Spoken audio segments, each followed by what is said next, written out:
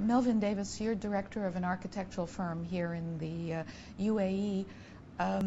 What sort of projects are you working on these days?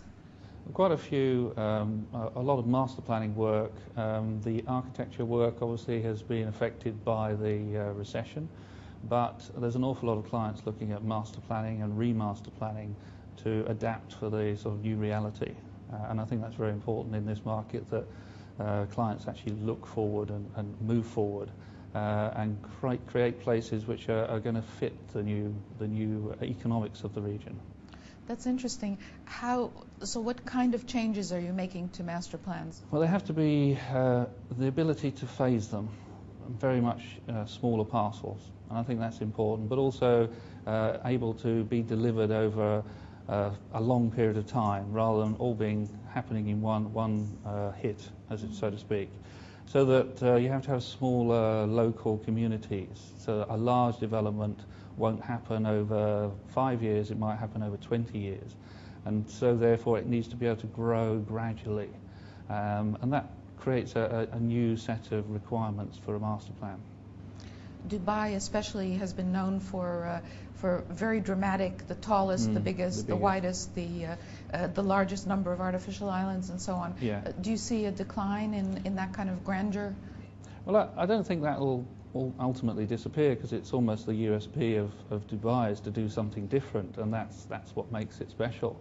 But I also think there's an awful lot of developments. They need to sort of grab the sort of low-hanging fruit in the next few years, the ones that are easier to do, the ones that need less infrastructure.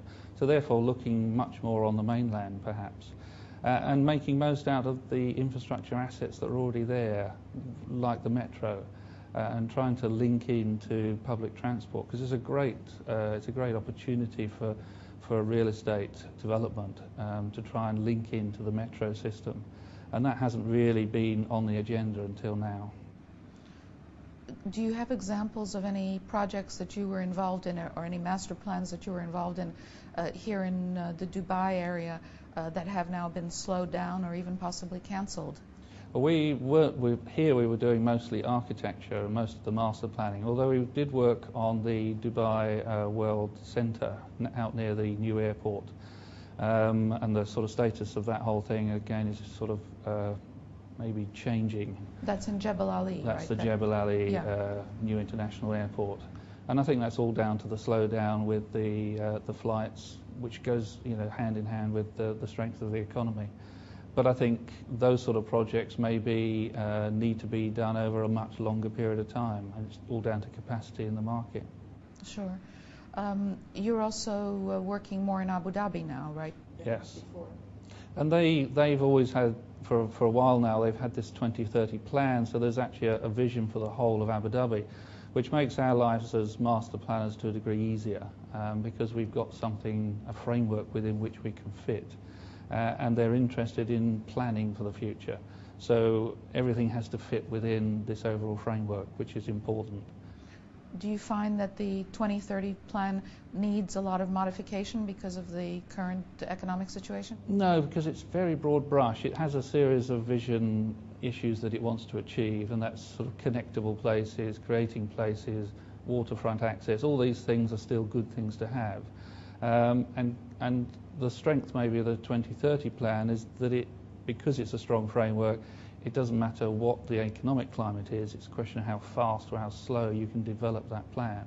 So the 2030 plan is a very long way away, and whether it's 2030 or whether it's 2050, nobody really knows. But as a sort of individual framework, it's a very good set of documents. If you had, last question, because it's a kind of a wish question, if you had a totally, entirely rich client who wanted to have an iconic building, say, what would you do? How would you handle that? Well, I think you can stand out by not standing out. It's create a great place to be, and almost just creating another icon almost doesn't create an icon, because you've seen it all. There's not a silly shaped building that you haven't seen in the exhibition.